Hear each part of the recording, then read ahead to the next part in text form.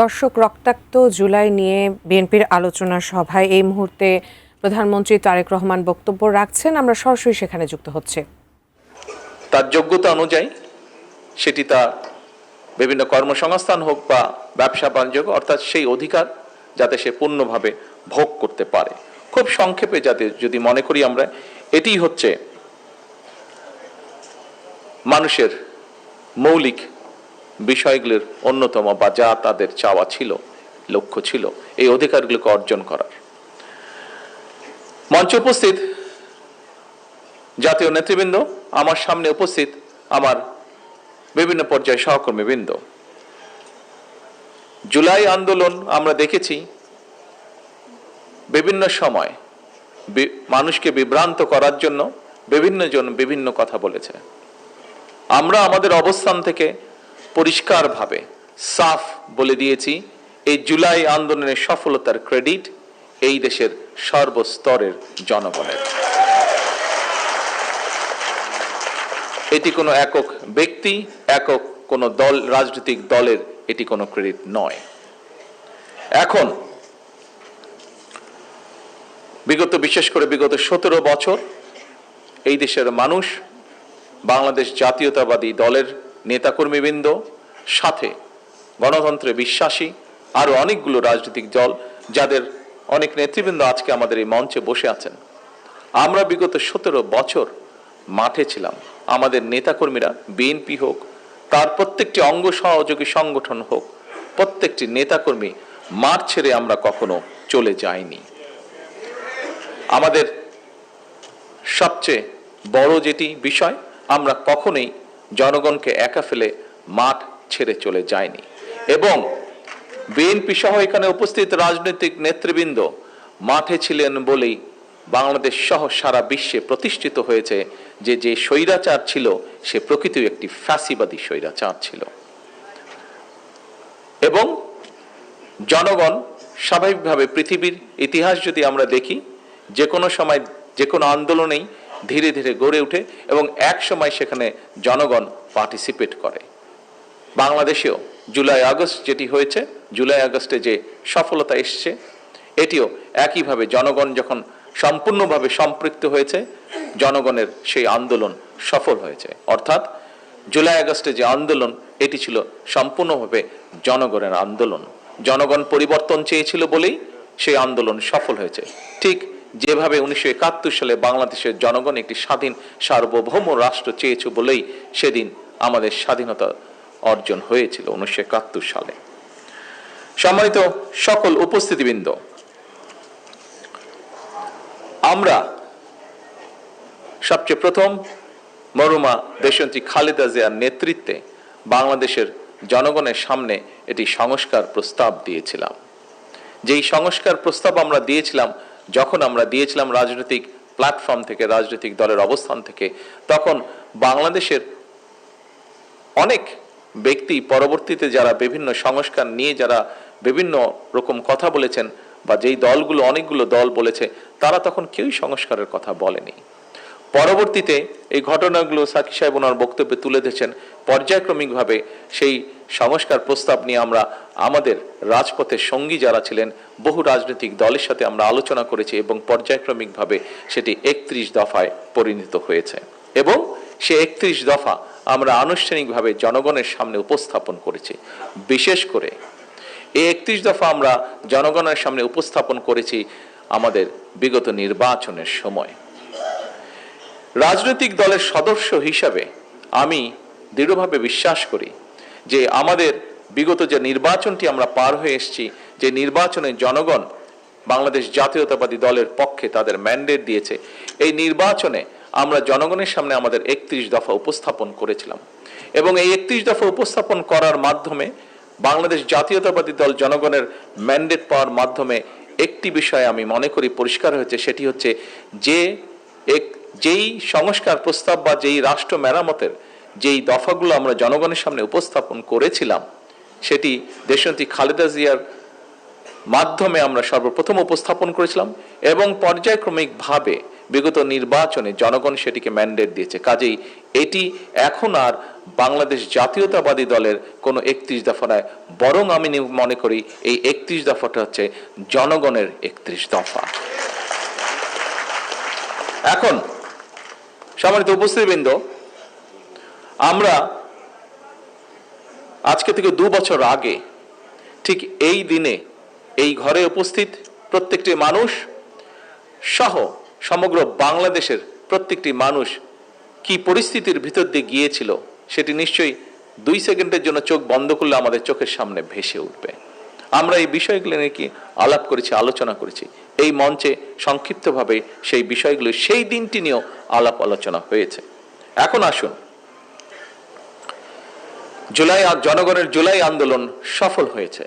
জনগণের কাঙ্ক্ষিত সেই গণতান্ত্রিক অধিকারও সফলতার পথ ধরে এতদূর পর্যন্ত আজ এসেছে। আমরা আমাদের 31 দফায় বলেছিলাম আমাদের মূল লক্ষ্য হচ্ছে জনগণের রাজনৈতিক এবং অর্থনৈতিক যে অধিকার সেটিকে প্রতিষ্ঠিত করা। আজকে আমরা একই সাথে এটাও বলেছিলাম যে আমাদের 31 দফা হচ্ছে রাষ্ট্র পুনর্গঠনের 31 দফা। প্রিয় উপস্থিতিবৃন্দ, আজকের বর্তমান সরকার 17 ফেব্রুয়ারি যখন রাষ্ট্র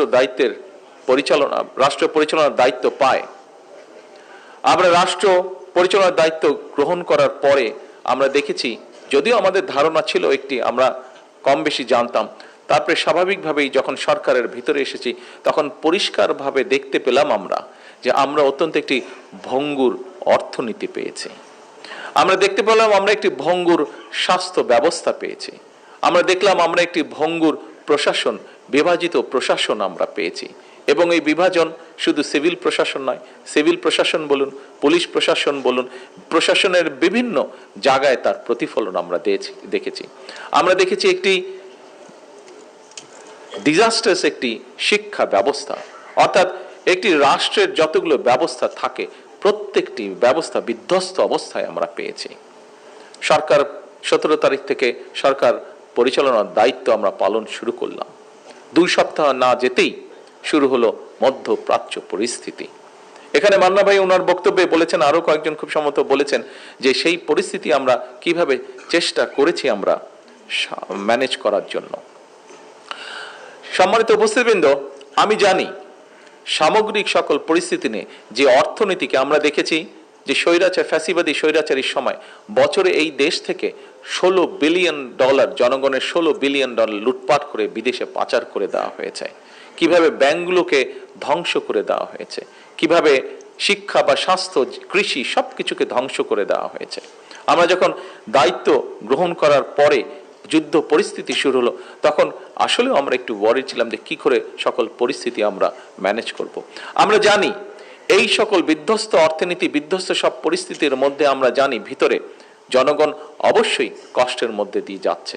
আমরা আমাদের সাধ্য মতন, আমাদের অভিজ্ঞতা, আমাদের বুদ্ধি বিবেক, বিভিন্ন পরামর্শের ভিত্তিতে আমরা সাধ্য মতন চেষ্টা করছি এবং চেষ্টা করে যাচ্ছি আমরা কিভাবে জনগণকে এই পরিস্থিতিকে আমরা বের করে আনতে পারি। এর ভিতরেই আমরা জানি যে বিশেষ করে জ্বালানি খাতে তেল বা গ্যাস এইসব বিষয়, বিদ্যুৎ এইসব বিষয়ে জনগণ সমস্যার মধ্যে দিয়ে যাচ্ছেন। কিন্তু এই যে জ্বালানিটা দিয়ে আমি শুরু করলাম, কারণ এই মুহূর্তে জ্বালানির কথাই বলুন, গ্যাসের কথাই বলুন, এই সব ক্ষেত্রে আমরা জানি দেশের বিভিন্ন প্রান্তে বহু মানুষ এই সকল ভোগান্তি পোহাচ্ছেন এগুলা। তো এখন এই বিষয়গুলোকে অবশ্যই আমাদের অ্যাড্রেস করতে হবে। কিন্তু এই কথাটাও সত্য যে কিভাবে আমরা যদি শুধু জ্বালানি খাতের কথাই চিন্তা করি, কিভাবে ফ্যাসিবাদী স্বৈরাচার এই জ্বালানি খাতটাকে তাদের পকেট ভারী করার একটি খাত হিসাবে তারা এটাকে বিবেচনা করেছিল। কাজেই স্বাভাবিকভাবেই এত বছরে লুটপাট করে যে সেক্টরটিকে বিধ্বস্ত করে ফেলা হয়েছে, সেই সেক্টরটিকে যদি পুনর্গঠন করতে হয় কিছু তো অবশ্যই সময় প্রয়োজন। আজকে অনেকেই বলেন, দেখলাম বিভিন্ন জন বিভিন্ন বক্তব্য দিয়েছেন, আমরা এক্সকিউজ দেওয়ার মাধ্যমে আমরা আমাদের দায়িত্ব এড়াতে চাচ্ছি না। হ্যাঁ, সমস্যা আছে, আমরা জানি, আমরা সেই সমস্যাটাকে অ্যাড্রেস করতে চাই। অনেকেই বলছেন যে বিভিন্ন বাসা বাড়িতে বা বিভিন্ন মিল ফ্যাক্টরিতে গ্যাস পাওয়া যাচ্ছে না, ফলে হয়তো অনেক জায়গায় অনেক মিল ফ্যাক্টরি চালানো যাচ্ছে না, অনেক বাসা বাড়িতে হয় না রান্না বান্না করা যাচ্ছে না। ইয়েস, উই অ্যাডমিট সমস্যা আছে, কিন্তু সমস্যার সমাধানের জন্য আমরা নিরন্তর কাজ করারও চেষ্টা করছি, পরিচালনা উপায়টি বের করারও চেষ্টা করছি। আপনারা নিশ্চয়ই দেখেছেন, গতকালকে পেপারে এসছে, দেখেছেন যে আমরা পার্শ্ববর্তী দেশ মায়ানমার থেকে গ্যাস আনার জন্য আলোচনা এরই মধ্যে শুরু করেছি। শুধু এটিই নয়, আমরা কিছুদিন আগে, আপনাদের খেয়াল আছে যে আমি মালয়েশিয়া এবং চায়নাতে গিয়েছিলাম। মালয়েশিয়াতে আমি ওখানে যে আছে পেট্রোনাস একটি তাদের কোম্পানি আছে, সেই কোম্পানির সাথে আমরা আলোচনা করেছি। সেই কোম্পানি একটি কাজ করে থাকে, ওটার টেকনিক্যাল নামটা আমি মনে করতে পারছি না এই মুহূর্তে।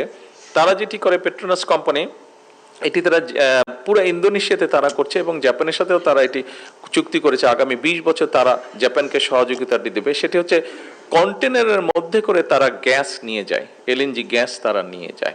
আমরা তাদের সাথে কথা বলেছি এবং একটু সময় লাগার কারণে গত সপ্তাহে আমি নিজে প্রাইম মিনিস্টার আনোয়ার ইব্রাহিমের সাথে ফোনে কথা বলেছি যে উনি আমাদেরকে এই ব্যাপারে সহযোগিতা করতে পারেন কিনা, এবং উনি তখন আমাকে ফোনে বললেন যে আমি আগামীকাল কি তাদের সাথে কথা বলছি এবং আমরা দেখব কত দ্রুত বাংলাদেশকে কিভাবে সহযোগিতা করা যায়। গত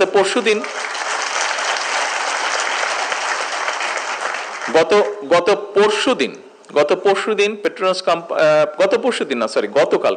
গতকাল সন্ধ্যার সময় পেট্রোনাস কোম্পানি, এখানে তো টুকু সাহেব আছেন বোধহয়, টুকু সাহেব আসেননি, গতকালকে সন্ধ্যার সময় তাদের সাথে জুম মিটিং ছিল এবং জুম মিটিং এ তারা মোটামুটি ভাবে কথাবার্তা কমপ্লিট হয়েছে এবং তারা চেষ্টা করছে, যেহেতু তারা অলরেডি জাপানের সাথে 20 বছরের একটা কন্ট্রাক্ট করে ফেলেছে, কিন্তু তার ভিতর থেকেও তারা চেষ্টা করবে যত দ্রুত সম্ভব আগামী অক্টোবরের মধ্যে তারা আমাদেরকে সেইভাবে গ্যাস দেওয়ার চেষ্টা করবে যাতে আমরা আমাদের মিল ফ্যাক্টরিগুলোতে গ্যাস সরবরাহ করতে পারি। এর ভিতরে আমরা চেষ্টা করছি যে একইভাবে আরো কিছু এইভাবে নিয়ে এসে আমাদের প্রায় 8টার মতন আমাদের বিদ্যুৎ কেন্দ্র আছে, যেই বিদ্যুৎ কেন্দ্রগুলোতে যদি আমরা গ্যাস সরবরাহ করতে পারি সাথে সাথে, তাহলে আগামী 3-4 ঘন্টার মধ্যে এইগুলোতে যদি গ্যাস কানেকশন দেওয়া যায় 3 থেকে 4 ঘন্টার মধ্যে আমরা 4000 মেগাওয়াট বিদ্যুৎ আমরা গ্রিড লাইনে সংযুক্ত করতে পারবো। এটাও কিভাবে করা যায় সেটিরও আমরা চেষ্টায় আছি। তো এখন এই যে কথাগুলো আপনাদেরকে বললাম, এই কথাগুলো বলার কারণ হচ্ছে যে আমাদেরকে দেখানো হয়েছে কুইক রেটাল বা এটা সেটা অনেক কিছু করে আমাদেরকে দেখানো হয়েছে, একটা অবস্থা তৈরি করা হয়েছে যে হ্যাঁ সবকিছু ঠিক আছে, কিন্তু আসলে অবস্থা কোনো কিছুই ঠিক নেই। যদি ঠিক থাকতো তাহলে বর্তমানে আমাদেরকে এই সমস্যার সমাধান সমস্যা পোহাতে হতো না। দেখুন, গ্যাসের কথায় আমি আবার ফিরে আসি। গত 17 বছর ধরে বাংলাদেশ পেট্রোলিয়াম কর্পোরেশনের একটি সংস্থা আছে বাপেক্স নাম, যাদের দায়িত্ব হচ্ছে যে বাংলাদেশে আমাদের কোথায় কি গ্যাস তেল কি আছে এই কূপগুলো তারা খনন করবে। গত 17 বছরে বাপেক্সকে একদম পঙ্গু করে বসিয়ে রাখা হয়েছিল, তাদেরকে কোনো কাজ করতে দেওয়া হয়নি, অর্থাৎ এটা সম্পূর্ণভাবে বিদেশিদের উপরে ছেড়ে দেওয়া হয়েছিল।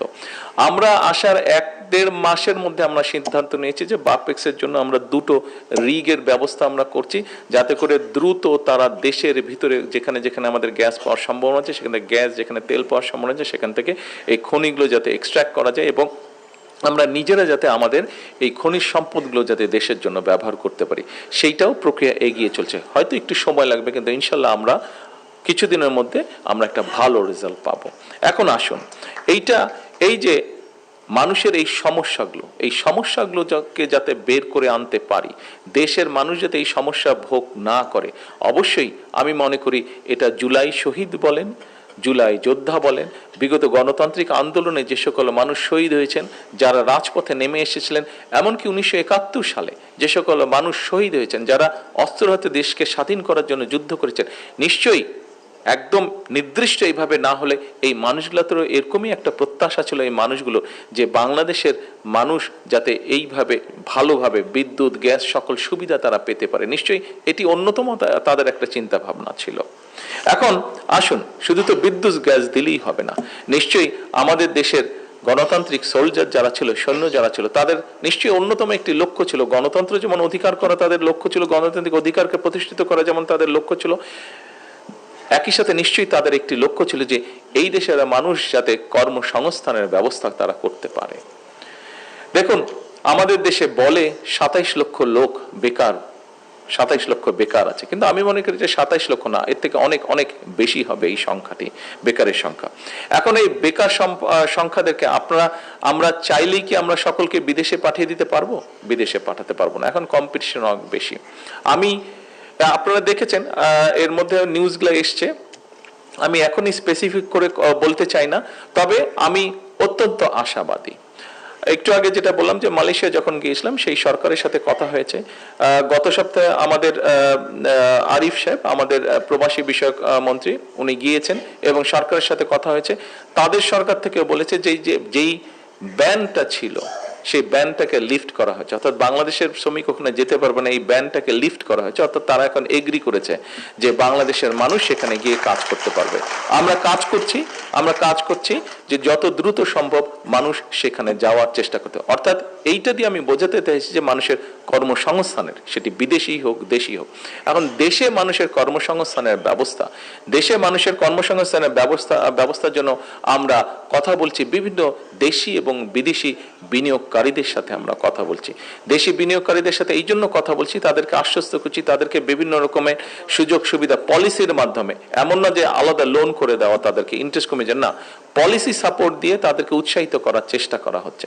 আপনাদের নিশ্চয়ই খেয়াল আছে, আবার যেহেতু আমি প্রথমে ইনিশিয়ালি এই দুটো দেশেই গিয়েছি, চায়নায় গিয়েছি, এবং সেখানে তাদের সাথে কথা হচ্ছে, বিভিন্ন তাদের যারা ইনভেস্টর আছে কথা হচ্ছে, এবং চায়না যাবার আগে আমরা যত দ্রুততার সম্ভব দ্রুততার সাথে আমরা চট্টগ্রামে ওটা খুচুবে আনোয়ারাতে না, ওই যে চাইনিজ ইপিজেড যেটা হবে, আপনারা গেলেন যে, হ্যাঁ, গত সপ্তাহে অর্থমন্ত্রী এবং হোম মিনিস্টার দুজনেই আপনারা দেখেছেন ওখানে গিয়েছিলেন। ওখানে চাইনিজদেরকে একটা জায়গা আমরা দিয়েছি যেখানে কয়েকশত চাইনিজ ইনভেস্টর আসবে, যেখানে তারা মিল কারখানা তৈরি করবে।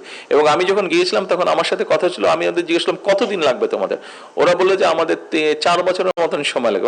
4 বছর হলে হবে না, তোমাদেরকে আগামী 18 মাসের মধ্যে শুরু করতে হবে, প্রথমটা আমি 18 মাসের মধ্যে ওপেন করতে চাই।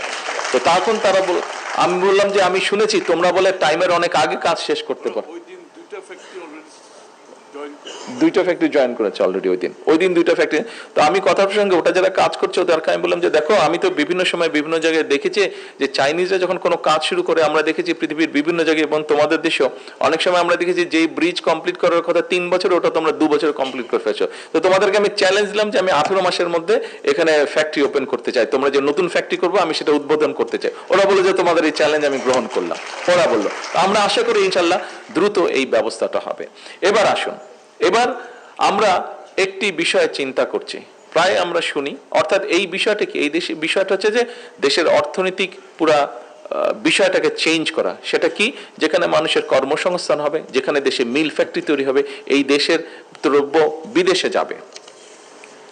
বেকারের সংখ্যা 2 কোটির বেশি। ইয়েস, আমি তো বললাম 27 লক্ষ না, কোথায় একটা লেখা ছিল শিক্ষিত বেকারের সংখ্যা 27 লক্ষ, বাট অনেক বেশি। এটা অ্যানুয়ালি 27 লক্ষ করে অ্যাড হচ্ছে প্রতি বছর, 27 লক্ষ করে অ্যাড হচ্ছে অ্যানুয়ালি। এখন 4 কোটি